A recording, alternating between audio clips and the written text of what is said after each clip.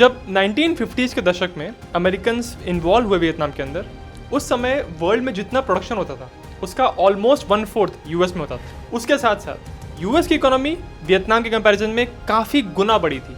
Vietnam की economy कहने के लिए सिर्फ खेती पर आधारित थी, उनके पास कोई इंडस्ट्रीज नहीं थी। उसके ऊपर से वियतनाम के ऊपर अमेरिका ने 7 मिलियन टन से भी ज़्यादा बॉम्ब गिराए। कंपैरिजन के लिए आप सोच के देखिए, वर्ल्ड वॉर 2 में जितने भी बम गिराए गए हैं, हिरोशिमा नागासाकी यानी एटॉमिक बॉम्ब्स को निकाल दीजिए आप, तो बाकी जितने बॉम्ब्स गिराए गए हैं उससे ज़्यादा बॉम्ब यूएस ने सिर्फ वियतनाम पे गिराए। इतना सब कुछ करने के बाद आप क्लियरली कह सकते हैं कि वियतनाम और अमेरिका की लड़ाई ऐसी थी जैसे चींटी और हाथी की लड़ाई हो, पर फिर भी अमेरिकन वियतनाम से बाहर निकले बिना जीत हासिल किए। तो ऐसा कैसे हो गया? क्यों अमेरिका जैसा सुपर पावर वियतनाम जैसे छोटे और इकोनॉमिकली वीक देश को हरा नहीं पाया? इन सारी बातों के बारे में इस वीडियो में विस्तार से चर्चा करेंगे। यह है कहानी वियतनाम वॉर। कहानी शुरू होती है साल 1858 से। ये वो साल था जब फ्रांस ने वियतनाम के ऊपर हमला किया। हमला इसलिए किया था क्योंकि ये वो ज़माना था जब यूरोप के कुछ पावरफुल देश दुनिया भर के बाकी देशों पे जाके हमला कर रहे थे और उनको कोलोनाइज करने की कोशिश कर रहे थे, यानी उनको अपना उपनिवेश बनाने की कोशिश कर रहे थे। तो 1858 में वियतनाम के अंदर आए और अगले साल यानी 1859 में सदर्न वियतनाम का जो सबसे बड़ा शहर था साइगोन, उसको कैप्चर कर लिया और धीरे धीरे सदर्न वियतनाम के बाकी रीजन्स को भी कैप्चर किया और इस पूरे एरिया को नाम दिया कोचीन चाइना। आने वाले कुछ दशकों में धीरे धीरे फ्रांस अपनी पकड़ बाकी वियतनाम के ऊपर बढ़ाते चले गए और इसके बाद उन्होंने वियतनाम को टोटल 3 हिस्सों में डिवाइड कर दिया। सदर्न हिस्सा था कोचीन चाइना, उसके ऊपर अनम और सबसे ऊपर टोंकिन। इसके आने वाले सालों में वियतनाम के जो पड़ोसी देश हैं लाओस और कंबोडिया, उन पे भी फ्रेंच कंट्रोल हो गया। तो ये सब कर करा के 1900 तक आते आते अब ये पूरा जो एरिया था ये फ्रेंच कंट्रोल में था और इस पूरे एरिया को नाम दिया गया union of French Indo China, या सिंपल भाषा में लोग उसको फ्रेंच इंडो चाइना भी कह देते हैं।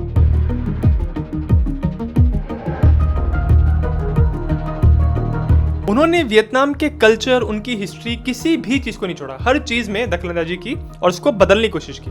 फ्रेंच लोग ये कहते थे कि वो वियतनाम में यूरोपियन कल्चर लेके आएंगे, ज़्यादा अच्छी सभ्यता लेके आएंगे, इनको सिखाएंगे कि कैसे रहना चाहिए, कैसे बातचीत करनी चाहिए, कैसे खाना खाना चाहिए, कैसे पढ़ना चाहिए। हाँ, वियतनाम का आम आदमी अपनी भाषा पढ़ता था, अपनी संस्कृति के बारे में जानता था स्कूल्स में।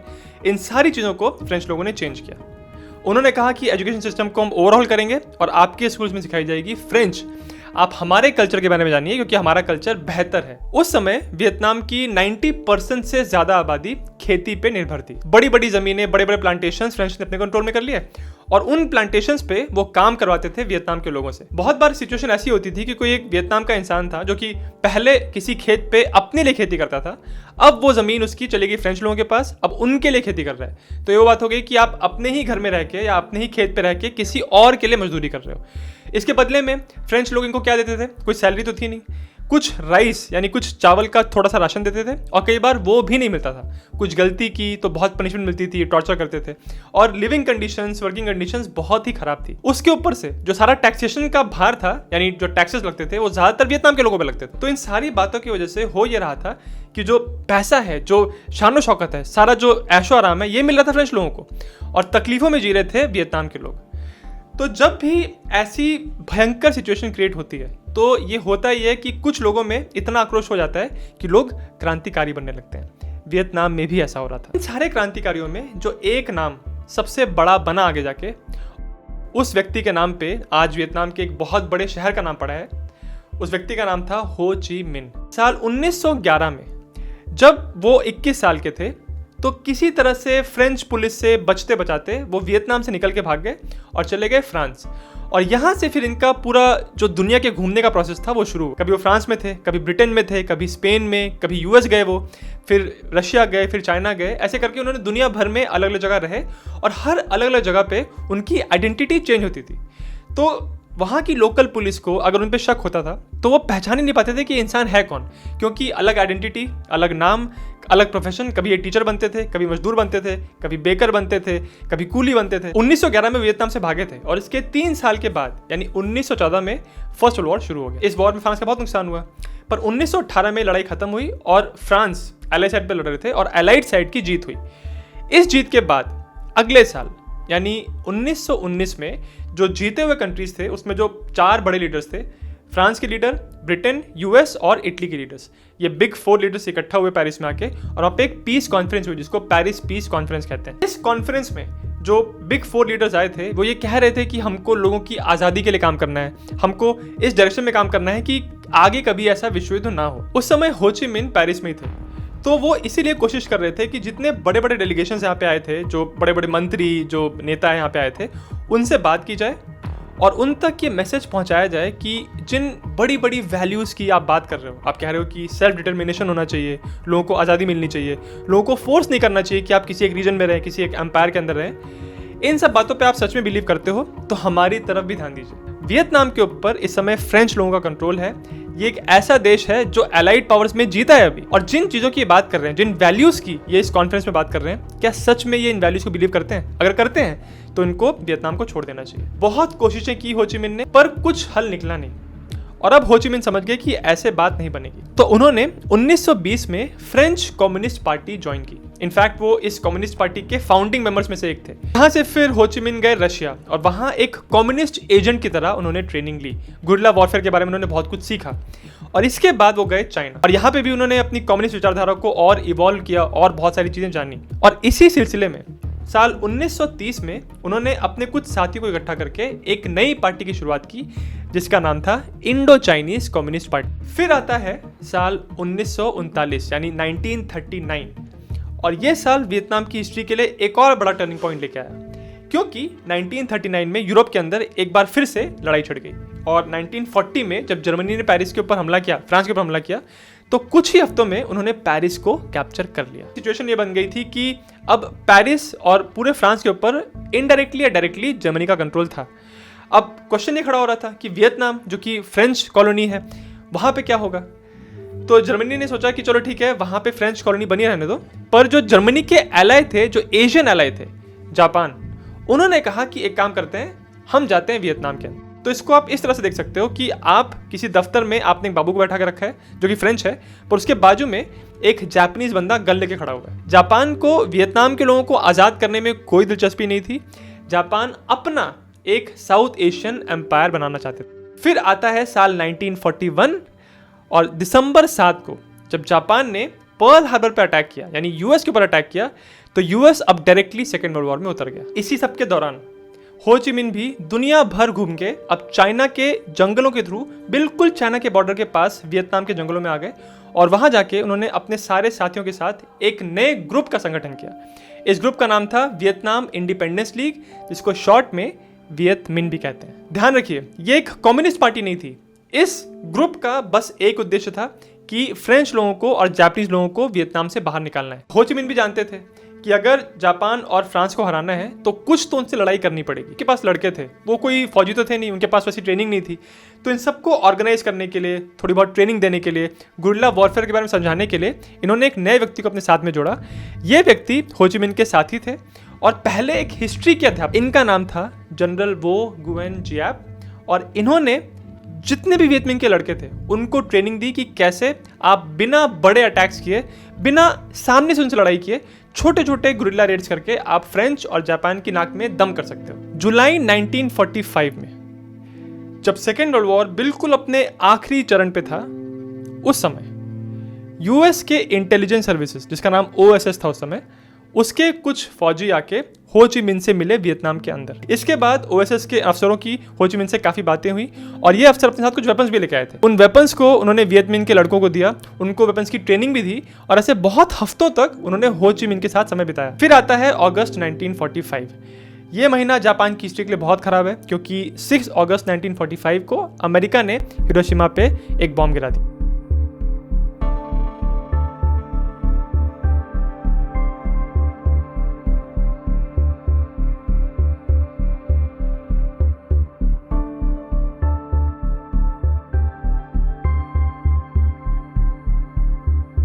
ये एटॉमिक बॉम्ब था, तो डिस्ट्रक्शन बहुत ही अनपैरेलल्ड, अनप्रेसिडेंटेड लेवल का था। इसके 2 दिन के बाद 8 अगस्त को सोवियत यूनियन ने नॉर्दर्न साइड से जापानीज ऑक्यूपाइड टेरिटरी को इन्वेड कर दिया, और यहाँ पे जो जापानीज आर्मी थी उनको ऑलमोस्ट पूरी तरह डिस्ट्रॉय कर दिया। और इसके अगले दिन 9 अगस्त को अमेरिका ने एक बार फिर से एक और एटॉमिक बॉम्ब नागासाकी पे गिराया। ये जो लगातार कुछ घटनाएं हुई, इसके वजह से 15 अगस्त को जापानीज एम्परर ने एक रेडियो ब्रॉडकास्ट किया और इसमें उन्होंने कह दिया कि अब वो तैयार हैं सरेंडर डॉक्यूमेंट पे साइन करने के। और ये चीज़ जब हो ची मिन ने देखी कि अच्छा अब जापानीज हार चुके हैं, उन्होंने सरेंडर कर दिया है, इसी की वजह से इस बात का फायदा उठा के अब फ्रेंच वापस अपनी पावर को वियतनाम के अंदर हथियाने की कोशिश करेंगे। इस चीज़ को रोकने के लिए हो ची मिन ने अपनी जनता से आह्वान किया कि हमको पूरे वियतनाम के अंदर एक जनरल अपराइजिंग यानी एक जनरल स्ट्रगल करना चाहिए, एक विद्रोह करना चाहिए और फ्रेंच लोगों ने जो जो दफ्तर ऑक्यूपाई करके रखे हैं वहां से फ्रेंच लोगों को निकाल के बाहर फेंक देना चाहिए। इसकी वजह से वियतनाम के अंदर एक बहुत बड़ी जनरल अपराइजिंग हुई, एक बहुत बड़ा विद्रोह हुआ जिसको आज अगस्त रिवॉल्यूशन कहते हैं। ये हुआ इसलिए था क्योंकि हो ची मिन चाहते थे कि इससे पहले कि कोई और इंटरवीन करे, कोई और यहाँ पे घुसे, हमको तुरंत वियत मिन को इस करके पूरी वियतनाम की पावर अपने कंट्रोल में ले लेनी चाहिए। अगस्त खत्म होते होते ऑलमोस्ट पूरे वियतनाम में जितने भी फ्रेंच दफ्तर थे, यानी जहां पे भी फ्रेंच ऑफिशियल्स काम करते थे, मोस्टली वहां पे अब वियत मिन का कब्जा हो गया। और 2 सितंबर को जब जापान ने ऑफिशियली सरेंडर डॉक्यूमेंट पे साइन किया, उसी दिन यानी 2 सितंबर को हो ची मिन ने वियतनाम के हनोई डिस्ट्रिक्ट में एक बहुत बड़ी गैदरिंग इकट्ठा, बहुत सारे लोग वहां पे इकट्ठा हुए, लगभग 5 लाख लोग, और उनके सामने एक टेम्पररी स्टेज बनाया था उन लोगों ने। उस स्टेज पे खड़े होके हो ची मिन ने अनाउंस किया कि आज से ये एक आज़ाद देश है और इसका नाम होगा democratic Republic of Vietnam, DRV। इस अनाउंसमेंट के साथ उन्होंने ये भी कहा कि वो आशा करते हैं कि यूनाइटेड स्टेट्स जो हमेशा डेमोक्रेसी की बात करते हैं, आज़ादी, समानता की बात करते हैं, वो हमारे इस नए देश को रिकॉग्नाइज करेंगे और अपना सपोर्ट हमको देंगे। पर हो ची मिन को शायद उस समय बिल्कुल भी अंदाजा नहीं था कि उनको एक बहुत बड़ा शॉक लगने वाला है। जो अभी तक अमेरिकन सपोर्ट कर रहे थे हो ची मिन को और वियत मिन को, वो इसलिए कर रहे थे क्योंकि रूजवेल्ट जो कि अमेरिकन प्रेसिडेंट थे ऑलमोस्ट पूरे वर्ल्ड वॉर 2 के दौरान, उनका निधन हो गया था अप्रैल के महीने में 1945 में। और उनके निधन के बाद अब अमेरिकन राष्ट्रपति बने Harry S Trueman. Harry Trueman का जो पूरा रवैया था वियतनाम को लेके, साउथ ईस्ट एशिया को लेके और यूरोप के अंदर जो संधि होने वाली थी सोवियत यूनियन के साथ, इन सारी बातों को लेके हैरी ट्रूमैन का रवैया बहुत अलग था। इसी वजह से जब DRV का अनाउंसमेंट हुआ, जब हो ची मिन ने 2 सितंबर को कहा कि अब हम आज़ाद देश हैं और हम उम्मीद करते हैं कि US हमारी मदद करेगा, उस समय US ने कुछ भी ऐसा कदम या कोई भी ऐसा जेस्चर नहीं किया जिससे हो ची मिन को लगे कि US हमारे साथ खड़ा है, जिसकी वजह से अमेरिका और वियतनाम जो अभी तक फ्रेंडली टर्म्स पे थे, उनके बीच में खटास आनी शुरू हुई और अल्टीमेटली दुश्मनी हो गई। पहली चीज तो एक कि जुलाई 1945 में जब वर्ल्ड वॉर 2 जर्मनी हार चुके थे समय, पर जापान अभी हारे नहीं थे, तो जुलाई 1945 में जर्मनी के पोट्सडम में एक कॉन्फ्रेंस हुई थी। इस कॉन्फ्रेंस में जो बिग 3 एलाई लीडर्स थे, ब्रिटेन के चर्चिल, उनके साथ क्लेमेंट एटली भी आए थे जो आगे जाके ब्रिटेन के PM बने, US के हैरी ट्रूमैन और सोवियत यूनियन के स्टालिन, ये तीनों इकट्ठा हुए थे और उन्होंने वियतनाम को लेके कुछ डिसीजंस लिए थे। मेन डिसीजन ये था कि जब जापान को हरा दिया जाएगा तो वियतनाम के अंदर जो जापानीज फोर्सेस हैं उनको डिसआर्म करना, यानी उनके हाथ से हथियार हटाना, उनको यहाँ से पूरी तरह डीमिलिटराइज करके वापस जापान भेजना, ये सारी जिम्मेदारी होगी एलाइड फोर्सेस की। और प्लानिंग ये थी कि नॉर्दर्न वियतनाम में जापानीज लोगों को डिसआर्म करने के लिए आएंगी चाइना की नेशनलिस्ट फोर्सेस, जिनको लीड कर रहे थे चांग काई शेक, जो कि अमेरिका के बहुत खास थे, और सदर्न वियतनाम में जापानीज लोगों को डिसआर्म करने के लिए आएंगी ब्रिटिश फोर्सेस। इन दोनों फोर्सेस को ये इंस्ट्रक्शंस दिए गए थे कि आपको बस जापानीज को डिसआर्म करना है, उनको यहाँ से बाहर निकालना है, पर वियतनाम की लोकल पॉलिटिक्स में कोई भी दखलंदाजी नहीं करनी है। पर जो ब्रिटिश कॉमनवेल्थ फोर्सेस यहाँ पे आई थी, इसमें कुछ भारतीय फौजी भी थे जो समय ब्रिटिश फोर्स का हिस्सा थे। वो लोग सोच रहे थे कि जो फ्रेंच लोग यहाँ पे पहले अपनी सरकार जमा के बैठे थे, जिनका कंट्रोल था, फिर जापानीज लोग आ गए यहाँ पे, उन फ्रेंच लोगों के साथ ब्रिटिश लोगों की कुछ सिंपैथीज थी क्योंकि दोनों यूरोपियन पावर्स थे, दोनों कॉलोनाइजर्स थे। उसके ऊपर से जो ब्रिटिश जनरल यहाँ पे थे वो ये कह रहे थे कि वियतनाम के गलियों में, वहाँ की सड़कों में इतनी हिंसा हो रही है और उस हिंसा को कंट्रोल करने के लिए हमको फ्रेंच लोगों को रीआर्म करना पड़ेगा। तो इसीलिए इन ब्रिटिश कॉमनवेल्थ फोर्सेस ने फ्रेंच लोगों को आर्म करना शुरू किया और उसके साथ साथ उन लोगों ने कुछ जापानीज लोगों को भी आर्म किया, ये कह के कि हमको इनकी जरूरत है ताकि वियत मिन को कंट्रोल किया जाए और वियतनाम की सड़कों पर इतनी हिंसा ना हो। तो इस तरह से अब एक तरफ हो गए थे ब्रिटिश कॉमनवेल्थ, फ्रांस और जापान, और दूसरी तरफ थे वियत मिन की फोर्सेस। इनमें टक्कर हुई और ऑब्वियसली अब एडवांटेज फ्रेंच के पास था। इन्होंने उन सारे ऑफिसर्स से वियतमिन को बाहर निकाल दिया जिन पे उन्होंने कब्जा कर लिया था। और क्योंकि अब सेकेंड वर्ल्ड वॉर खत्म हो गया था और फ्रांस में जो इतनी हिंसा चल रही थी, जो लड़ाई चल रही थी, वो खत्म हो गई थी, तो अब फ्रांस की आर्मी के जो लोग फ्री हो गए थे वहां से, उस वॉर से, वो अब आने लगे वियतनाम में इन वियतमिन की फोर्सेस को कुचलने के लिए, उनको दबाने के लिए। तो अल्टीमेटली अब फ्रेंच फोर्सेस ने वियतमिन को सारे शहरों से बाहर निकाल दिया और अभी भाग भाग के सिर्फ हिंटरलैंड्स या कंट्री साइड गाँव में जाके छुपने लगे। ये तो साउथ वियतनाम की बात थी। ऊपर नॉर्थ वियतनाम में जहाँ पे हो ची मिन थे, वो देख रहे थे कि जो चाइनीज नेशनलिस्ट फोर्सेस यहाँ पे आई हैं, उनको देखने से लग नहीं रहा है कि ये जाने के मूड में है। तो हो ची मिन ने अपने साथियों से कहा कि हम चाइनीज लोगों को बहुत देर तक यहाँ पे नहीं रहने दे सकते, क्योंकि फ्रेंच लोगों के साथ हम आज नहीं तो कल कैसे ना कैसे डील कर ही लेंगे। पर चाइना ने बहुत सालों पहले, लगभग 1000 साल तक वियतनाम के ऊपर राज किया था। तो हो ची मिन कह रहे थे कि अगर हमने चाइना को यहाँ पे रहने दिया तब तो ये लोग यहाँ से वापस जाएंगे नहीं। इसीलिए हो ची मिन सोचने लगे कि अब फ्रेंच लोगों के साथ कोई कॉम्प्रोमाइज किया जाए। इसीलिए मार्च 1946 में हो ची मिन और फ्रेंच फोर्सेस के बीच में एक समझौता हो गया और फ्रांस ने कहा कि चलिए ठीक है, हम फ्रेंच यूनियन में वियतनाम को एक फ्री स्टेट का दर्जा देंगे। साथ ही साथ ये भी डिसाइड हुआ कि धीरे धीरे चाइनीज फोर्सेस को रिप्लेस करके फ्रेंच फोर्सेस आएंगी और 5 सालों में फ्रेंच फोर्सेस भी यहाँ से पूरी तरह निकल जाएंगी। इस एग्रीमेंट पे हो ची मिन ने बहुत भारी दिल के साथ साइन कर दिया, क्योंकि उनके पास ऑप्शन ये था कि एक तरफ कुआं और एक तरफ खाई।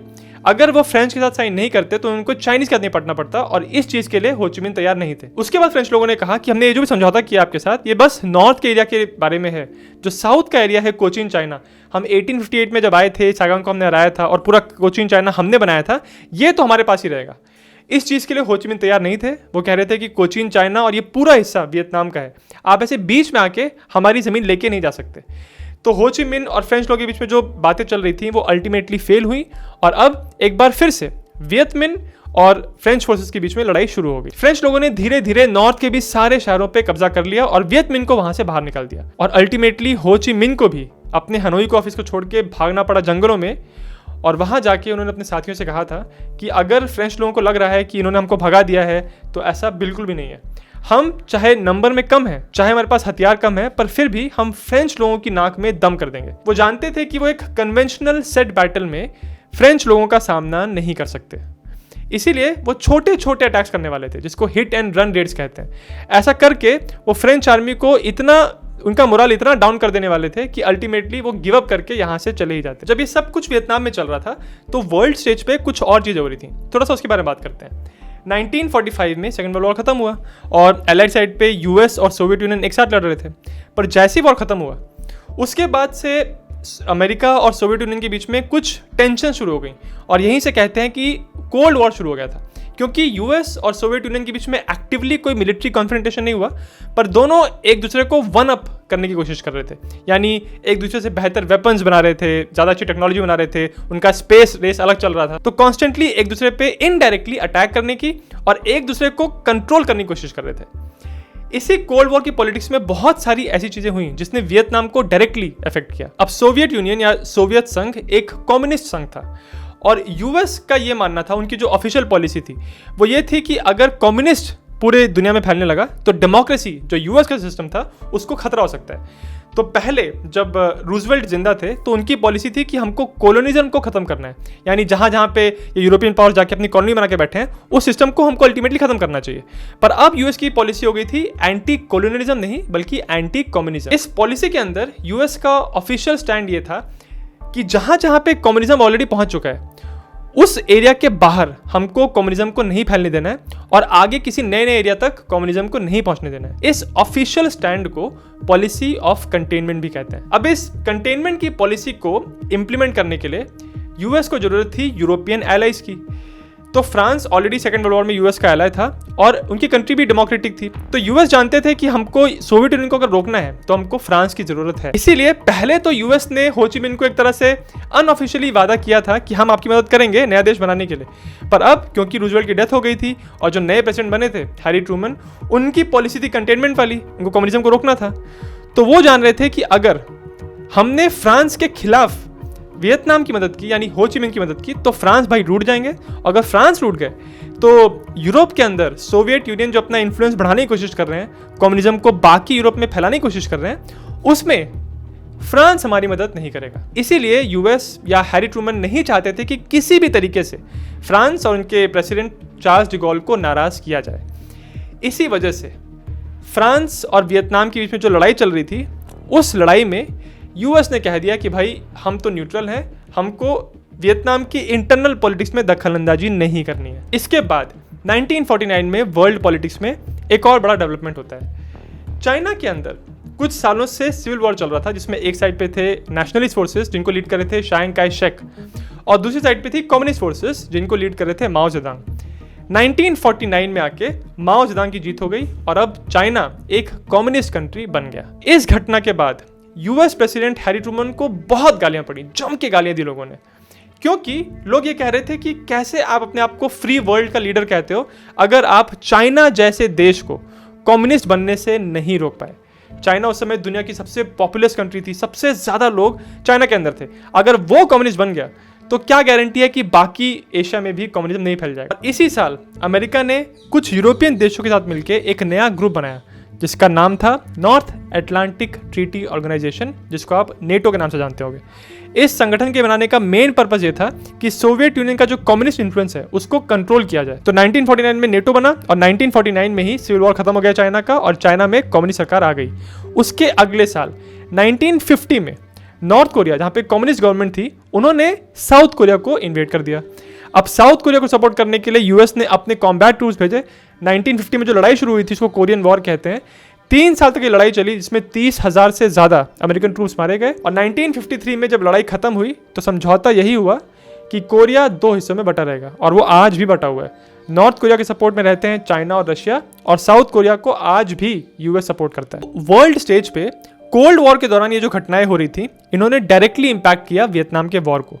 अब 1953 तक आते आते वियतमिन और फ्रेंच बहुत समय से लड़ रहे थे और किसी को कोई सिग्निफिकेंट एडवांटेज नहीं मिल रहा था। हालांकि वियतमिन धीरे धीरे अपने एरियाज को वापस कैप्चर कर रहे थे, पर फ्रांस की जो पब्लिक थी वो भी इस वॉर से बहुत तंग आ गई थी। वो इस वॉर को द डर्टी वॉर कहने लगे थे। इसी वजह से 1953 में हो ची मिन और उनके कुछ साथियों के साथ फ्रेंच लोगों ने बातचीत की और ये डिसाइड किया कि हम अगले साल मिलते हैं जनीवा में, स्विट्जरलैंड के, और वहाँ पे आके हम नेगोशिएशन करते हैं, इस लड़ाई को ख़त्म करते हैं। तो अब दोनों साइड को पता था कि अगले साल नेगोशिएशंस होने वाले हैं, तो दोनों साइड्स ये कोशिश कर रही थी कि ग्राउंड पे हमको कोई बड़ी मिलिट्री विक्ट्री मिल जाए। इसी के चलते फ्रेंच जनरल नवारे ने क्या प्लान बनाया, वो जानते थे कि वियतमिन कभी हाथ में नहीं आते, वो अटैक करके भाग जाते हैं। तो जनरल नवारे ने ये प्लान बनाया कि वो नॉर्थ वियतनाम की एक छोटी सी जगह डीएन बियन फू चले गए, वहाँ पे अपनी बहुत बड़ी फ्रेंच फोर्स को स्टेशन कर दिया। और वो स्टेशन कहाँ पे किया था, एक खाई में, एक वैली में, और उसके चारों तरफ ऊंचे ऊंचे पहाड़ थे। जनरल ये सोच रहे थे कि इस तरह से अगर हमने वियतमिन को इंगेज किया तो फाइनली हमको मौका मिलेगा जब हम अपनी बेहतरीन बेटर फायर पावर को यूज करके वियतमिन को हरा पाएंगे। और अगर हमने यहाँ पे हरा दिया एक बार वियतमिन को, तो जनीवा में जो कॉन्फ्रेंस होने वाली है, जो बातें होने वाली हैं, उस पर फ्रेंच लोगों का ज्यादा दबदबा रहेगा। परंतु जनरल नवारे को इस बात का कोई अंदाजा नहीं था कि वियतमिन के लीडर जनरल जियाप के पास एक अलग ही स्ट्रैटेजी थी। वो जानते थे कि इतने सारे मैन पावर को, इतनी सारी वेपन्स को ऊपर पहाड़ों तक पहुंचाना आसान नहीं होगा। तो उन्होंने क्या किया, जितनी भी बड़ी बड़ी गन्स और तोपें उनके पास थी, उन सारी गन्स को उन्होंने डिसमेंटल किया और उन गन्स के छोटे छोटे हिस्सों को लेके लगभग 2.5 लाख सिविलियन लेबरर्स अब पहाड़ों की ऊंचाई पे जाने लगे। इन 2.5 लाख लोगों में बहुत सारी औरतें भी थीं और सब इस कॉमन इनिशिएटिव, इस कॉमन प्रोजेक्ट का हिस्सा बन गए कि हमको अपने वेपन्स को ऊंचाइयों तक पहुंचाना है ताकि इन फ्रेंच लोगों को हम सबक सिखा सकें। ये जो वेपन्स को ऊपर तक पहुंचाने का सिलसिला था, ये काफ़ी हफ्तों तक चला, बट अल्टीमेटली एक बड़ी वियतमिन फोर्स अब चारों तरफ पहाड़ों पे आ गई और उनके पास बहुत सारी वेपनरी भी थी। और मार्च 1954 में अब वियतमिन की फोर्सेस ने बमबारी करना शुरू किया नीचे फ्रेंच फोर्सेस के ऊपर। कुछ हफ्तों की लड़ाई के बाद मई 1954 में लड़ाई खत्म हुई।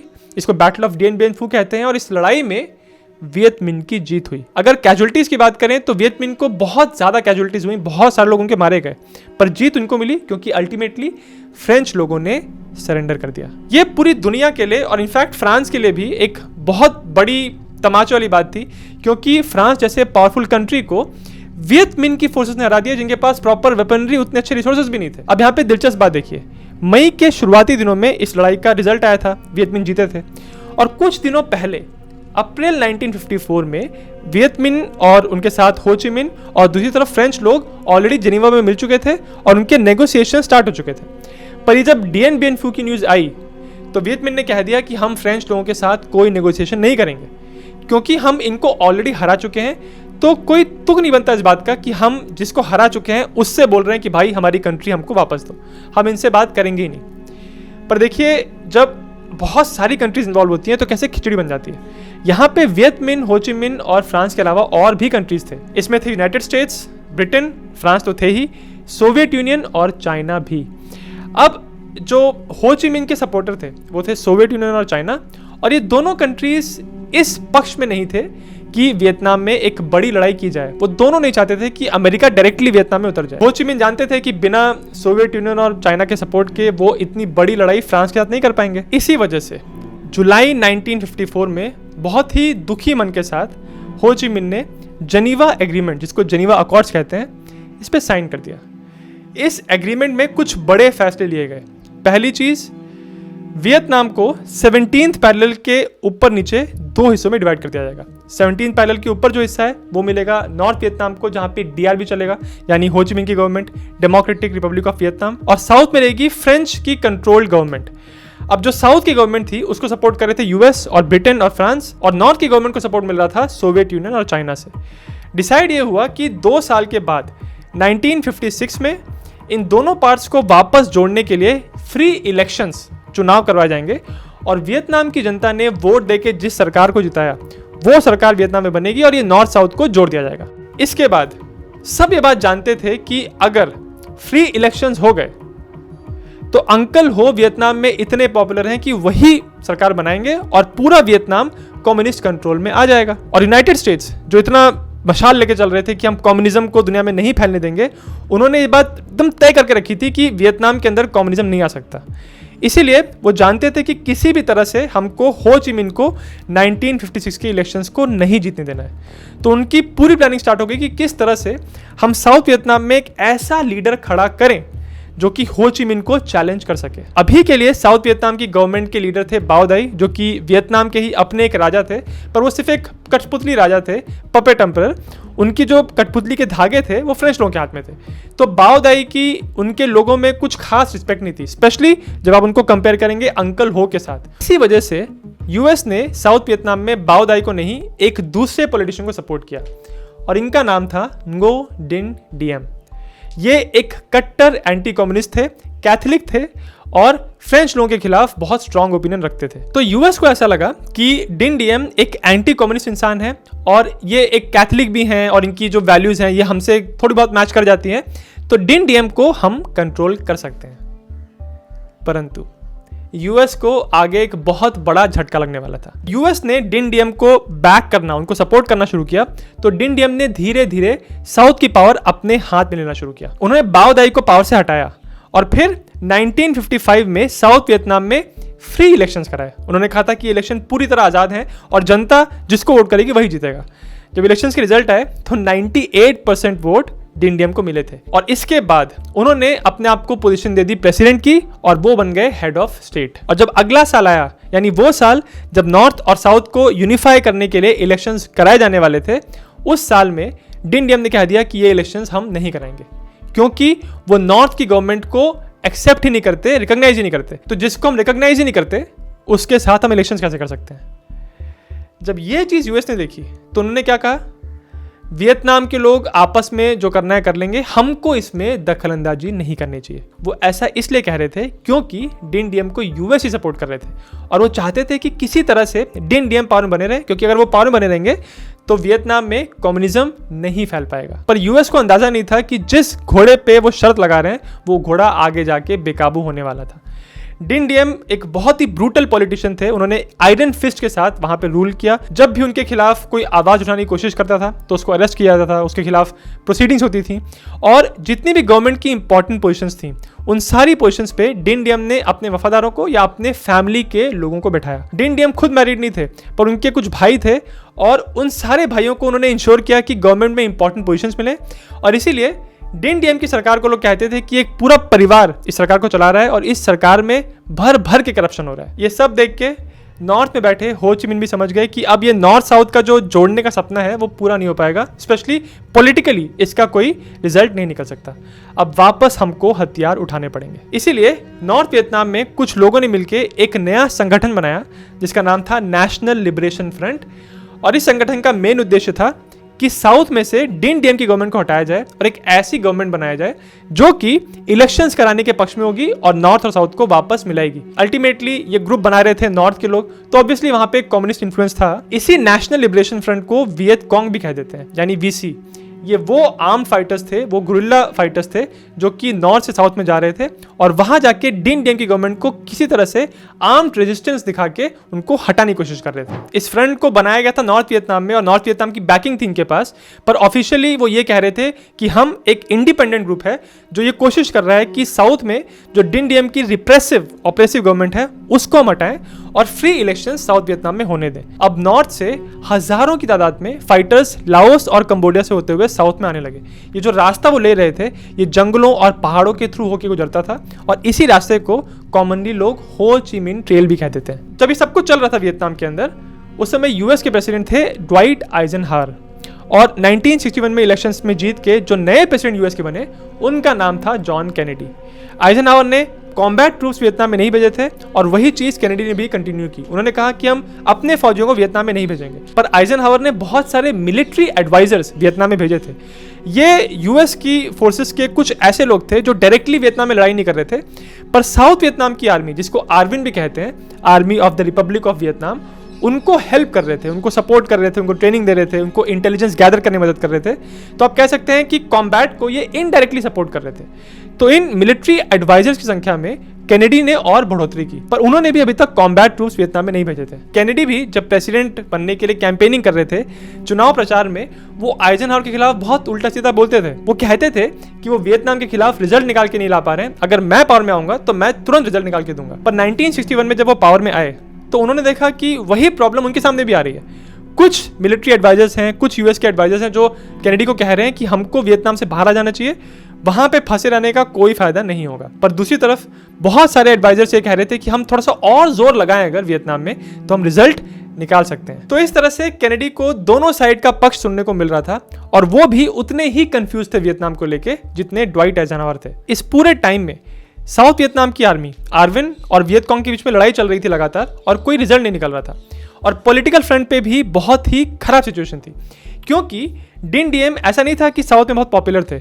डिन डीएम एक कैथलिक थे और उनके साथ बहुत सारे कैथलिक साउथ में आ गए थे। इन कैथलिक लोगों को नॉर्थ से साउथ तक लाने में यूएस ने मदद भी की थी, क्योंकि वो जानते थे कि साउथ वियतनाम में ज्यादातर लोग बुद्धिस्ट हैं और अगर बुद्धिस्ट लोग वहां पे रहे तो डिन डीएम की पावर नहीं बन पाएगी। इस सब के ऊपर से डिन डीएम की जो सरकार चल रही थी उसमें सारे उनके अपने लोग थे, सारे पहचान के लोग थे, तो लोगों में ये फीलिंग थी कि ये एक ऑनेस्ट पॉलिटिशियन नहीं है। और उसके साथ साथ डिन डीएम जितने भी लोग को अरेस्ट करते थे उनके खिलाफ बहुत प्रताड़ना होती थी, अत्याचार होता था। तो ऐसी न्यूज लगातार आती थी कि ये लोगों को पकड़ पकड़ के किसी ऐसे कैंप में डाल देते हैं, जेलों में भर देते हैं जहां पे उनके खिलाफ कोई आवाज ना उठा सके। तो अल्टीमेटली यूएस ने जिस आदमी को बैक किया था, जिसको सपोर्ट किया था, वो भी किसी बहुत अच्छे तरीके से, अच्छे रास्ते से वियतनाम को सही डायरेक्शन नहीं दिखा रहा था। डिन डीएम की वजह से साउथ वियतनाम में बुद्धिस्ट और कैथलिक लोगों में बहुत लड़ाई भी चल रही थी। एक बुद्धिस्ट मॉन्क साइगॉन के एक बिजी इलाके में गए, वो सड़क पे बैठे और उन्होंने अपने आप को आग लगा ली। एक जलते हुए बुद्धिस्ट मॉन्क की खबरें, उनकी फोटोज जब दुनिया भर के अखबारों में फैली तो लोगों के होश उड़ गए। सबने देख लिया कि साउथ वियतनाम में लोग कितने नाराज हैं अपनी सरकार से और इस सरकार को यूएस सपोर्ट दे रही है। कैनेडी ने भी जब ये फोटोज देखी थी तो वो भी भौचक्के रह गए थे और वो जानते थे कि ये डिन डीएम की सरकार बहुत दिन तक चल नहीं पाएगी। और इसी के बाद अब डिन डीएम की जो आर्मी के टॉप लीडर्स थे उन्होंने यूएस की इंटेलिजेंस सर्विसेज के साथ बातचीत करना शुरू किया कि हम डिन डीएम को पावर से हटाना चाहते हैं। अगर हम कोई मिलिट्री कू यानी तख्ता पलट करते हैं तो क्या यूएस हमारी मदद करेगा? इस चीज को लेके यूएस भी बहुत श्योर नहीं थे कि क्या इस मिलिट्री कू को हमको बैक करना चाहिए या क्या इसके अगेंस्ट जाना चाहिए। पर अल्टीमेटली वो ये जानते थे कि डिन डीएम के रहते हम कोई पॉजिटिव चेंज वियतनाम में नहीं ला पाएंगे। इसीलिए उन्होंने उन मिलिट्री ऑफिसर से कहा कि हम ये जो आप मिलिट्री कू करने जा रहे हैं उसमें डायरेक्टली इन्वॉल्व नहीं होंगे, पर अगर आप कोई कू कर रहे हो तो हम आपको रोकेंगे भी नहीं।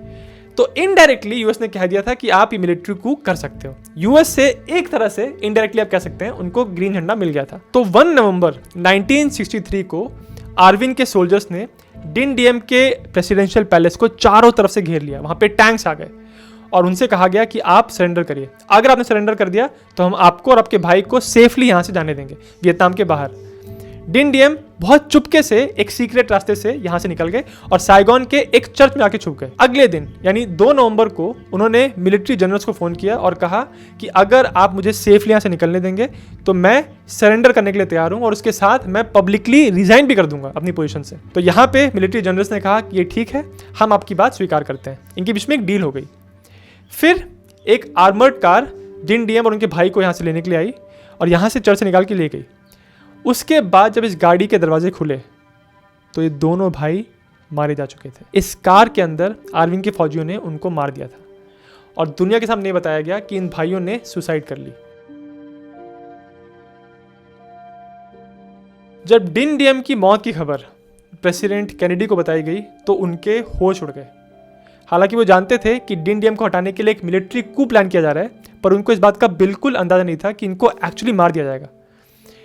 पर इससे पहले कि वो कुछ बड़े फैसले कर पाते साउथ वियतनाम को लेके, कैनेडी की खुद की मौत हो गई 22 नवंबर को। यानी डिन डीएम की मौत के सिर्फ 20 दिन के बाद कैनेडी की अमेरिका के टेक्सास में हत्या कर दी गई और उनके बाद उनके vice president Lyndon B Johnson America के नए राष्ट्रपति बने। वहाँ दूसरी तरफ जब 2 नवंबर के बाद साइगोन में खबर फैली कि डिन डीएम की मौत हो गई है तो लोगों ने बहुत जश्न मनाया। और डिन डीएम के बाद जो नई सरकार बनी उसमें एक्चुअली लीडरशिप की पोजीशन पे 12 लोग थे। उनके जो सबसे बड़े लीडर थे उनका नाम था जनरल डुओंग वेन मिन, जिनको अमेरिका में लोग द बिग मिन भी कहते थे। उन्होंने इस बात का वादा किया कि वो बहुत जल्दी से वियतकांग को यहाँ पे हरा देंगे। पर इन जनरल्स में आपस में इतनी स्पर्धा थी, इतनी कंपटीशन था कि कुछ ही समय के बाद जनवरी 1964 में ये जो नए लीडर बने थे द बिग मिन, उनको भी एक मिलिट्री कू करके हटा दिया गया। हालांकि इनको मारा नहीं गया, ये जो मिलिट्री कू हुआ था ब्लडलेस था और इनकी जगह पे जो नए लीडर अब बने साउथ वियतनाम के, उनका नाम था हुंगेन कान। अब इस सारी खिचड़ी में लिंडन जॉनसन पूरी तरह फंसे हुए थे। वो चाहते थे कि वो अमेरिका के लिए कुछ बड़े बड़े बदलाव करें, एक ग्रेट सोसाइटी बनाए जहां पे लोगों को अधिकार मिले। वो यूएस की डोमेस्टिक पॉलिटिक्स में बहुत इन्वेस्टेड थे। लिंडन जॉनसन को दोनों तरफ से राय मिल रही थी और सब कुछ सुनने के बाद लिंडन जॉनसन ने कहा कि वो ऐसे अमेरिकन प्रेसिडेंट नहीं बनेंगे जिन्होंने अमेरिका को एक लड़ाई में हरवा दिया, और इसीलिए उन्होंने कहा कि हम वियतनाम से बाहर नहीं आएंगे। फिर भी उन्होंने कॉम्बैट ट्रूप्स अभी वियतनाम में नहीं भेजे, उन्होंने मिलिट्री एडवाइजर्स की संख्या और बढ़ा दी। पर अब वो इस फिराक में थे कि कैसे ना कैसे हम यूएस के कॉम्बैट ट्रूप्स को भी वियतनाम में भेजें। वो ऐसे मौके को ढूंढ रहे थे और ये मौका उनको मिला अगले साल 1964 में। अगस्त 1964 में नॉर्थ वियतनाम के पास गल्फ ऑफ टोंकिंग का जो रीजन है वहां पे 2 यूएस के डिस्ट्रॉयर थे। एक था यूएसएस टर्नर जॉय और एक यूएसएस मैडॉक्स। उन्होंने ये रिपोर्ट किया कि 3 नॉर्थ वियतनामीज टॉर्पीडो बोट्स ने उनके ऊपर हमला किया है। इसके जवाब में उन्होंने वापस फायर किया और इन टॉर्पीडो बोट्स को डैमेज भी किया। पर जब बाद में छानबीन हुई तो पता चला कि दोनों यूएस डिस्ट्रॉयर्स किसी भी तरह से डैमेज नहीं हुए थे, कोई कैजुअलिटीज नहीं हुई थी। तो ये पता नहीं चल पाया कि एक्चुअली इन टॉर्पीडो बोट्स ने हमला किया था कि नहीं। पर जब ये न्यूज़ बाहर आई तो नॉर्थ वियतनाम के हो ची मिन बहुत नाराज हुए। वो नहीं चाहते थे कि अमेरिका डायरेक्टली इस कॉन्फ्लिक्ट में उतर जाए, तो इसीलिए उन्होंने उन टॉर्पीडो बोट्स के कमांडर्स को डांट लगाई कि आपने ऐसा फायर क्यों किया। पर कंफर्म था ही नहीं कि उन्होंने फायर किया है कि नहीं। कुछ लोग कहते हैं कि उन्होंने फायर किया था क्योंकि ले डुआन, जो कि हो ची मिन के एक साथी थे, जो हो ची मिन से ज़्यादा एग्रेसिव थे, उन्होंने इनके कमांडर्स को कहा था कि तुम अमेरिकन शिप्स के ऊपर फायर करो।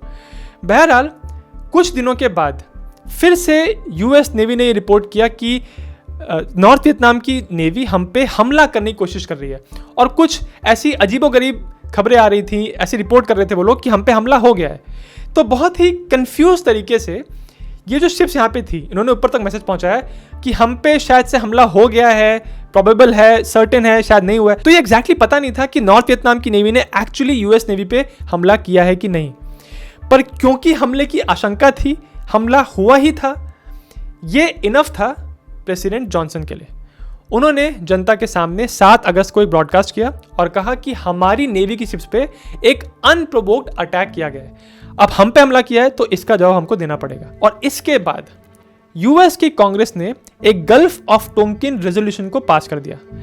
इस रेजोल्यूशन ने यूएस के प्रेसिडेंट को यह पावर दे दी कि अगर प्रेसिडेंट को लगता है कि हमारी आर्म फोर्सेस पे या हमारे देश पे कहीं से खतरा होने वाला है तो वो बिना कांग्रेस की परमिशन लिए एक आर्म्ड एक्शन कर सकते हैं। इस रेजोल्यूशन को ऐसा कहा जाता है कि इसने प्रेसिडेंट को एक तरह से ब्लैंक चेक दे दिया था। अगर प्रेसिडेंट को लगता है कि यहाँ पे एक्शन लेना चाहिए तो उनको कांग्रेस से पूछने की अब जरूरत नहीं थी। अब प्रेसिडेंट जॉनसन ने नॉर्थ वियतनाम के ऊपर कुछ एयर स्ट्राइक्स कराई और क्योंकि ये 1964 था यानी इलेक्शन वाला साल था, तो ये एयर स्ट्राइक करा के लिंडन जॉनसन ने अपने सारे विरोधियों को चुप करा दिया। जो विरोधी ये कह रहे थे कि लिंडन जॉनसन कम्युनिस्ट लोगों के खिलाफ कोई खास एक्शन ले नहीं रहे हैं। उसके ऊपर से ये भी प्रॉमिस किया लिंडन जॉनसन ने कि अमेरिकन ट्रूप्स वियतनाम में लड़ाई करने नहीं जाएंगे, हम इतने हजारों मील दूर अपने फौजियों को लड़ने के लिए नहीं भेजेंगे। इस प्रॉमिस और इस एक्शन के चलते जब इलेक्शन के रिजल्ट आए तो एक भारी मार्जिन से लिंडन जॉनसन को जनता ने वापस प्रेसिडेंट बना दिया। इसके बाद अब लिंडन जॉनसन के पास पूरा कॉन्फिडेंस आ गया कि अमेरिकन जनता उनको सपोर्ट कर रही है।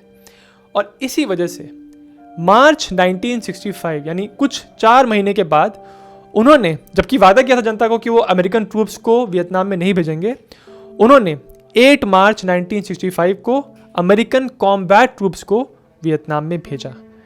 तो जो पहले कॉम्बैट ट्रूप्स वियतनाम में लैंड किए थे, डनांग के बेस पे लैंड किए थे और इनका बस ये पर्पस था कि वहाँ पे जो एयर बेस है उसकी प्रोटेक्शन करनी है, इसके अलावा कुछ नहीं करना। पर धीरे धीरे वियतकॉन्ग से लड़ने के लिए प्रोटेक्शन के रोल से हटा के अब इन ट्रूप्स का रोल हो गया था सर्च एंड डिस्ट्रॉय, मतलब आगे जाइए, दूर दूर जाइए और जहां पे वियतकॉन्ग दिखता है उन पे हमला करिए। पहले प्रेसिडेंट ने कहा था कि वो ट्रूप्स को नहीं भेजेंगे, पर 1965 खत्म होते होते वियतनाम के अंदर 1,85,000 अमेरिकन कॉम्बैट ट्रूप्स थे।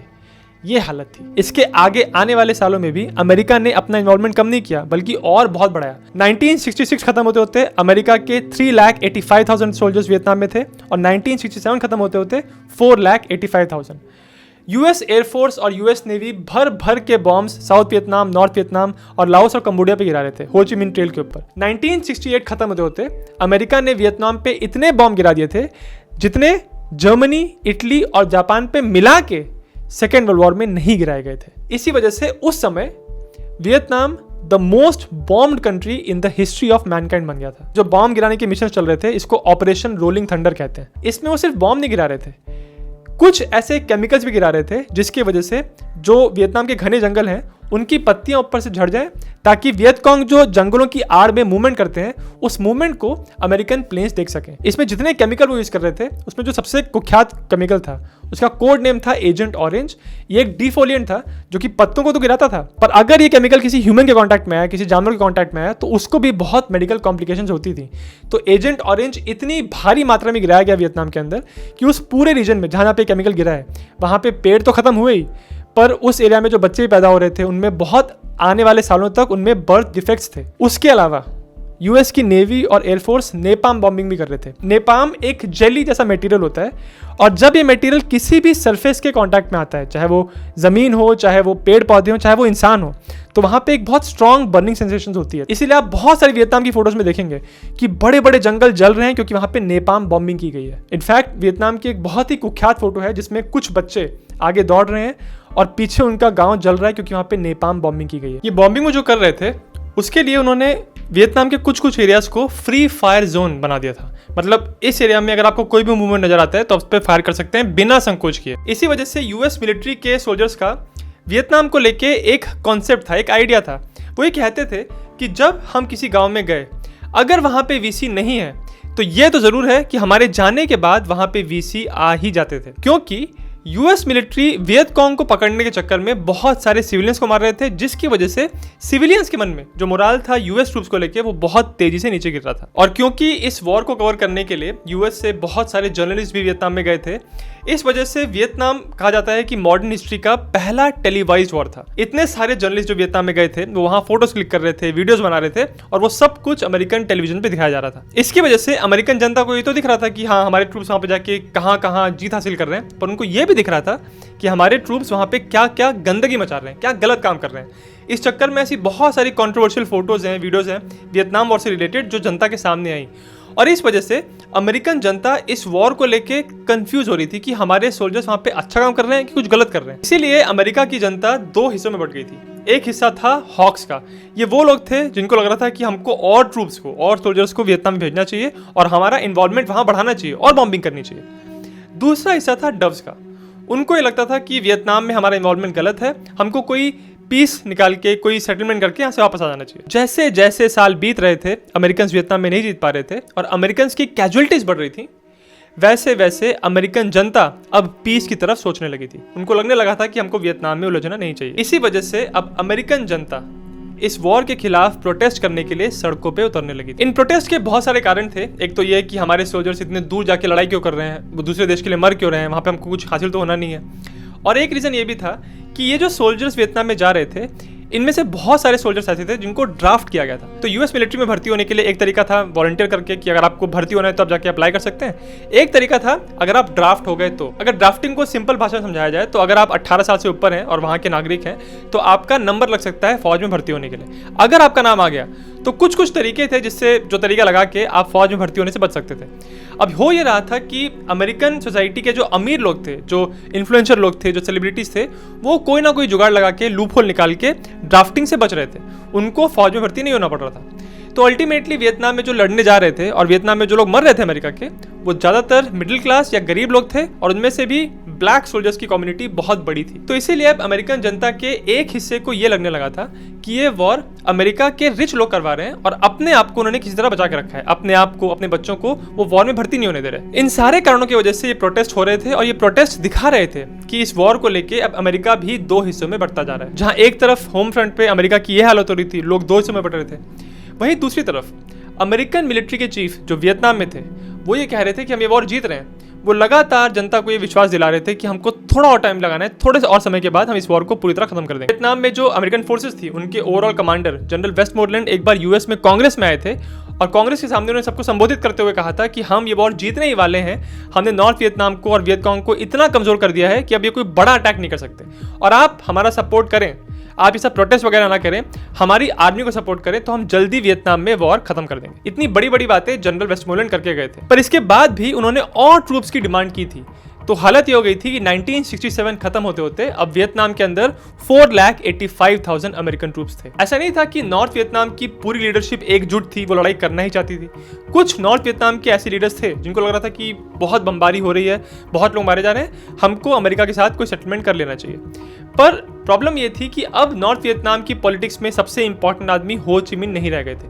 उनको लोगों ने थोड़ा साइड में कर दिया था। अब वो एक सिर्फ सिंबॉलिक फिगर बन के रह गए। रियल पावर जिस व्यक्ति के हाथ में आ गई थी उसका नाम था ले डुआन।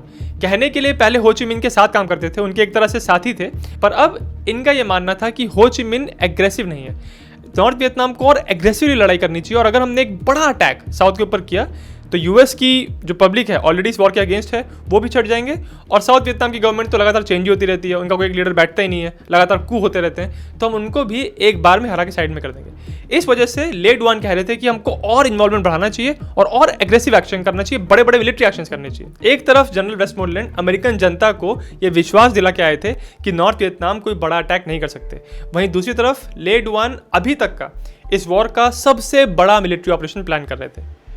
और जनवरी 1968 में जब वियतनाम के लोग जनवरी के आखिरी के दिनों में एक टेट नाम का फेस्टिवल मनाते हैं, जिस समय दोनों साइड्स में जनरली एक सीज फायर होता है, उस समय कोई लड़ाई नहीं होती, उस फेस्टिवल का फायदा उठा के नॉर्थ वियतनामीज और वियतकांग ने एक बहुत बड़ा सरप्राइज अटैक लॉन्च किया साउथ वियतनाम के ऊपर। इस अटैक में 50,000 से ज्यादा बीसी और नॉर्थ वियतनामीज फाइटर्स इन्वॉल्व थे और ये अटैक एक साथ साउथ वियतनाम के बहुत अलग अलग जगहों पे किया गया था। इनफैक्ट यूएस की एम्बेसी के ऊपर भी साइगॉन में ये हमला किया गया। इस अटैक को आज हम टेट ऑफेंसिव के नाम से जानते हैं। अल्टीमेटली नॉर्थ वियतनाम का अटैक फेल हुआ और उनको 50,000 से ज्यादा कैजुअलिटीज हुई। उसके साथ साथ लगभग 14,000 सिविलियंस भी मारे गए। पर इस अटैक ने दुनिया को और स्पेशली अमेरिकन जनता को ये दिखाया कि उनके लीडर्स और उनके मिलिट्री के लीडर्स भी उनको झूठ कह रहे हैं। उनको बताया गया था कि अब नॉर्थ वियतनाम में इतनी ताकत नहीं है कि कोई बड़ा अटैक कर सकें और उसके कुछ ही महीनों के बाद इतना बड़ा ऑफेंसिव नॉर्थ वियतनाम ने करके दिखाया और इसमें सैकड़ों अमेरिकन ट्रूप्स भी मारे गए थे।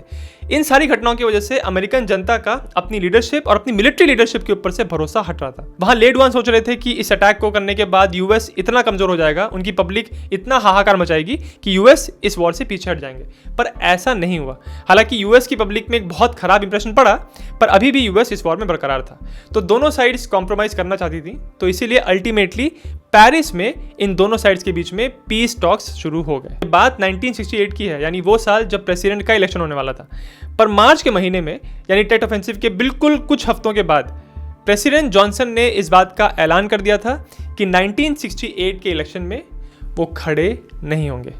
इस बात ने दिखाया था कि प्रेसिडेंट जॉनसन कितना ऊब गए थे, कितना परेशान हो गए थे कि वियतनाम के कॉन्फ्लिक्ट को सॉल्व नहीं कर पा रहे और इस चक्कर में उनको अपने घर में तो गाली पड़ी रही है, पर इंटरनेशनल लेवल पे भी यूएस की बहुत बदनामी हो रही है। तो इसीलिए जब 1968 के इलेक्शंस हुए तो उसमें रिपब्लिकन साइड के रिचर्ड निक्सन जीत के आए और वो अमेरिका के नए राष्ट्रपति बने। रिचर्ड निक्सन वही आदमी है जब ड्वाइट आइजनहॉवर प्रेसिडेंट थे उस समय उनके वाइस प्रेसिडेंट, और इन्होंने इलेक्शन के कैंपेनिंग के दौरान कहा था कि अगर ये प्रेसिडेंट बनते हैं तो इनके पास एक सीक्रेट प्लान है जिसको यूज करके वो वियतनाम का वॉर खत्म करेंगे और बहुत जल्दी खत्म करेंगे। और उन्होंने इस बात का भी वादा किया था कि वो अमेरिकन ट्रूप्स को वियतनाम से वापस लाना शुरू करेंगे। फिर भी ये जो टेट ऑफेंसिव वाला साल था 1968, ये वो साल था जब मैक्सिमम यूएस ट्रूप्स वियतनाम के अंदर थे। ये नंबर था 5,36,000। प्रेसिडेंट बनने के बाद रिचर्ड निक्सन ने कुछ कदम उठाए वियतनाम वॉर को जल्दी खत्म करने के लिए। एक चीज उन्होंने ये की कि उन्होंने अपना नेशनल सिक्योरिटी एडवाइजर बनाया हेनरी किसिंजर को। ये एक बहुत फेमस प्रोफेसर थे। इनको नेशनल सिक्योरिटी एडवाइजर बनाने के साथ साथ इन्होंने ये भी अनाउंस किया कि उनको ऐसा लग रहा है कि अमेरिका जो इन्वॉल्व होकर रखा है वियतनाम के अंदर, इस वजह से अमेरिकन जनता को लग रहा है कि इस वॉर का अमेरिकनाइजेशन हो गया है। तो इस चीज को ठीक करने के लिए और वियतनाम की लड़ाई वियतनाम के लोग ही लड़े, इस बात को पक्का करने के लिए रिचर्ड निक्सन ने कहा कि वो अमेरिकन ट्रूप्स को धीरे धीरे बुलाना शुरू करेंगे और जो साउथ वियतनाम की आर्मी है आर्विन, वो इस लड़ाई को ज्यादा करे, वो इस लड़ाई का ज्यादा भार संभाले।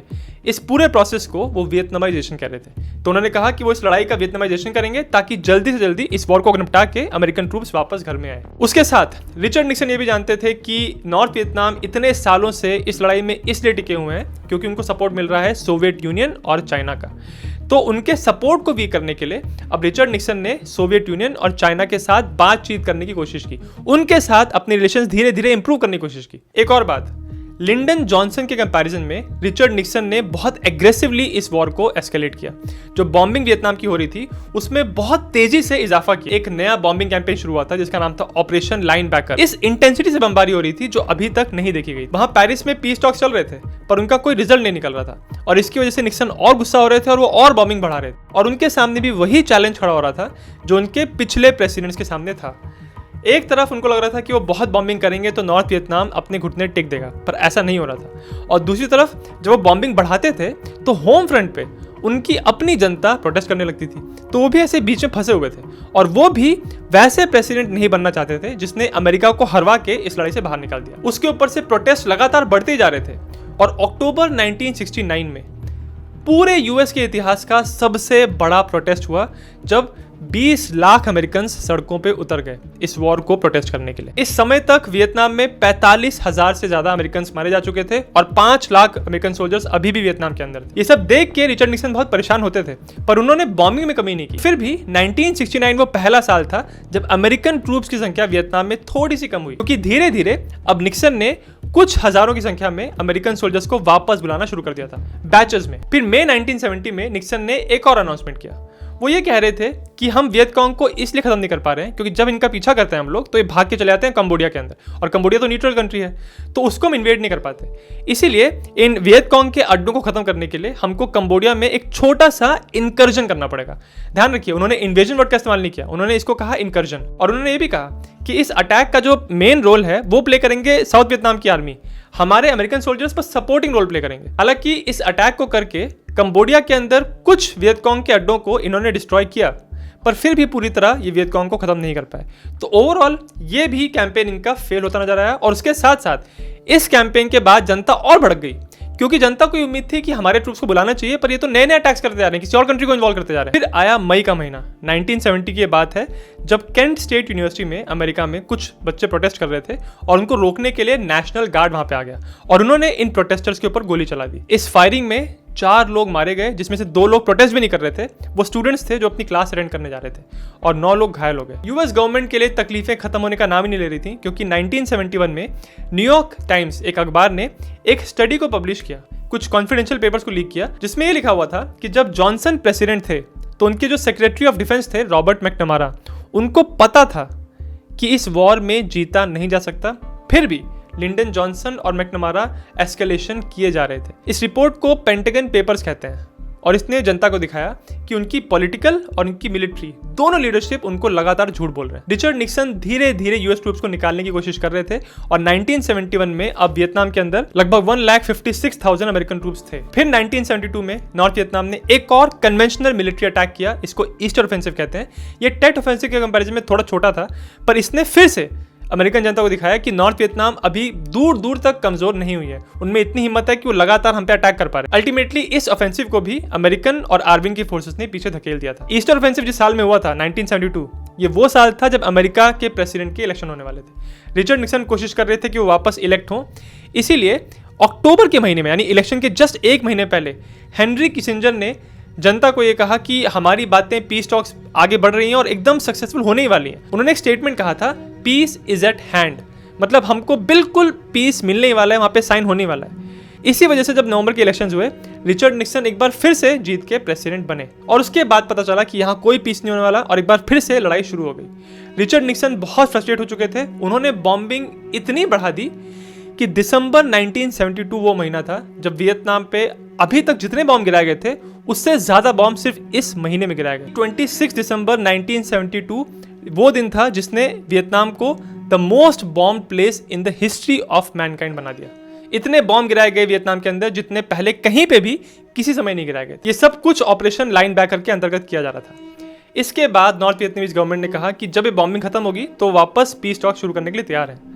और अल्टीमेटली 23 जनवरी 1973 को इन चारों साइड्स के बीच में यूएस, साउथ वियतनाम की गवर्नमेंट, वियतकॉन्ग और नॉर्थ वियतनाम की गवर्नमेंट, इनके बीच में पेरिस में एक एग्रीमेंट साइन हो गया। एग्रीमेंट के अंतर्गत यूएस को अपने ट्रूप्स को पूरी तरह बाहर निकालना था, उसके बदले में नॉर्थ वियतनाम ने जो कैप्चर करके रखे थे प्रिजनर्स अमेरिका के, उनको वापस करना था। और सबने डिसाइड किया कि अभी के लिए यहाँ पे एक सीज फायर होगा और कोई भी बाहर के देश की मिलिट्री यहाँ पे आके इन्वॉल्व नहीं होगी। इसी के बाद अब यूएस के ट्रूप्स ने यहाँ से निकलना शुरू किया और 29 मार्च 1973 वो दिन था जब आखिरी यूएस के कॉम्बैट ट्रूप ने वियतनाम को छोड़ दिया। अब यूएस के अंदर बस वही ट्रूप्स थे जो यूएस की एम्बेसी को साइगॉन के अंदर प्रोटेक्ट कर रहे थे। हालांकि इस एग्रीमेंट में कहा गया था कि अब सीज फायर रहेगा, लड़ाई नहीं होगी, पर जैसे ही अमेरिकन यहाँ से गए उसके कुछ ही टाइम के बाद एक बार फिर से नॉर्थ वियतनाम और वियतकॉन्ग ने मिलकर साउथ के ऊपर हमला करना शुरू कर दिया। और यूएस के सपोर्ट के बिना कोई चांस ही नहीं था कि आर्विन वियतकॉन्ग और नॉर्थ वियतनामीज आर्मी का सामना कर पाते। हालांकि निक्सन ये कहते थे कि उन्होंने वियतनामाइजेशन करके आर्विन को इतना मजबूत कर दिया है कि वो अकेले कम्युनिस्ट फोर्सेस को रोक पाएंगे, पर ये बात बिल्कुल गलत थी। 22 अप्रैल 1975 को साउथ वियतनाम के प्रेसिडेंट यहाँ से भाग गए। उन्होंने ये तक कहा था कि अमेरिका ने उनको धोखा दिया है। और उसके एक हफ्ते के बाद यानी 29 अप्रैल को नॉर्थ वियतनाम की फोर्सेस अब साइगॉन में पहुंच गए जहां पे यूएस की एम्बेसी थी। इस चक्कर में यूएस ने अपने ऑफिशियल्स को, अपने लोगों को बहुत जल्दी जल्दी यहां से इवैक्यूएट किया। उस समय की अगर आप फोटोज देखेंगे, वीडियोस देखेंगे तो आपको नजर आएगा कि कितने जल्दी जल्दी हड़बड़ी में इतने सारे अमेरिकन को यहां से निकाला जा रहा है। उसके साथ साथ ऐसे साउथ वियतनाम के लोग जिन्होंने अमेरिकन की मदद की थी, उनके ऑफिस में काम किया था, वो भी यहाँ से निकलने की कोशिश कर रहे थे, क्योंकि जब नॉर्थ वियतनाम उनको कैप्चर कर लेते तो उनको बहुत टॉर्चर किया जाता। और अल्टीमेटली 30 अप्रैल 1975 को नॉर्थ वियतनामीज आर्मी के टैंक्स साउथ वियतनाम के प्रेसिडेंशियल पैलेस में घुस गए और वहाँ पे जाके उन्होंने झंडा लहरा दिया और इसी के साथ वियतनाम की लड़ाई खत्म हुई। इसमें जीत हुई नॉर्थ की, उनकी कम्युनिस्ट फोर्सेस की। इसके कुछ टाइम के बाद साउथ और नॉर्थ को जोड़ दिया गया और एक यूनिफाइड वियतनाम बन गया और यहाँ पे एक कम्युनिस्ट सरकार बनी। इस वॉर में अमेरिकन ने लगभग 58,000 लोगों को गंवाया और उनके सामने वियतनाम, लाओस और कंबोडिया में 30 लाख से ज़्यादा लोगों की कैजुअलिटीज़ हुई थी और लाखों लोग अपने घर से बेघर हो गए थे। अगर इस पूरे वॉर को आप देखें, इस डिस्ट्रक्शन को देखें, तो ये मन में सवाल उठता है कि इस वॉर को करके यूएस ने हासिल क्या किया। वो इस वॉर में घुसे इसलिए थे क्योंकि वो नहीं चाहते थे कि वियतनाम में कम्युनिस्ट सरकार आए, क्योंकि उनका ये मानना था कि ऑलरेडी एशिया के चाइना में कम्युनिस्ट सरकार है, नॉर्थ कोरिया में कम्युनिस्ट सरकार है। अगर वियतनाम में भी कम्युनिस्ट सरकार आ गई तो धीरे धीरे करके एशिया के सारे देश कम्युनिस्ट हो जाएंगे और ये चीज़ अमेरिका को मंजूर नहीं थी। फिर भी जब साइगॉन को नॉर्थ वियतनामीज आर्मी ने कैप्चर कर लिया, इसको फॉल ऑफ साइगॉन भी कहते हैं, इसके बाद वियतनाम में कम्युनिस्ट सरकार ही बनी। उसके बाद भी आसपास के देश कम्युनिस्ट नहीं बने। तो अल्टीमेटली जो डोमिनो थ्योरी थी कि एक बार वियतनाम कम्युनिस्ट बना तो बाकी सब कम्युनिस्ट बन जाएंगे, वो थ्योरी गलत साबित हुई। पर उसी थ्योरी को प्रिजर्व करने के चक्कर में, उसको प्रिवेंट करने के चक्कर में इतने सारे लोग यहाँ पे मारे गए। इसीलिए कहा जाता है कि अमेरिका जिस इंटेंशन से वियतनाम वॉर में घुसे थे उसको कंप्लीट नहीं कर पाए और इसीलिए अमेरिका के अंदर वियतनाम वॉर को एक हार के साथ साथ एक बहुत डिवाइसिव, बहुत कंट्रोवर्शियल वॉर की तरह देखा जाता है। इस वीडियो में मैंने कोशिश की है कि मैं वियतनाम वॉर की आपको एक ओवरऑल समरी दे पाऊं। पर अगर आपको इस वॉर के बारे में और डिटेल में जानना है, स्पेशली अमेरिकन पॉलिटिक्स के एंगल से, कि वो कैसे कैसे अपनी स्ट्रैटेजी बदल रहे थे और क्या उम्मीद कर रहे थे कि हमारे इस स्टेप का क्या इंपैक्ट होगा, और वो इंपैक्ट जब नहीं हो रहा था तो वो कैसे जनता को भरमा रहे थे, क्या जनता को बता रहे थे, ये सारी बातें अगर आपको जाननी है तो मैंने वियतनाम वॉर के ऊपर एक प्लेलिस्ट बना के रखी है जिसमें मैंने अलग अलग एपिसोड से इस वॉर को डिटेल में एनालाइज करने की कोशिश की है। उसका लिंक आपको इस वीडियो के डिस्क्रिप्शन में मिल जाएगा। और वियतनाम वॉर के बारे में जानने के लिए मैं आपको एक बुक रिकमेंड करूंगा, उस बुक का भी लिंक मैं इस वीडियो के डिस्क्रिप्शन में डाल दूंगा। और अगर आपको वीडियो अच्छा लगा तो मेरे चैनल जिज्ञासियम को सब्सक्राइब जरूर करें।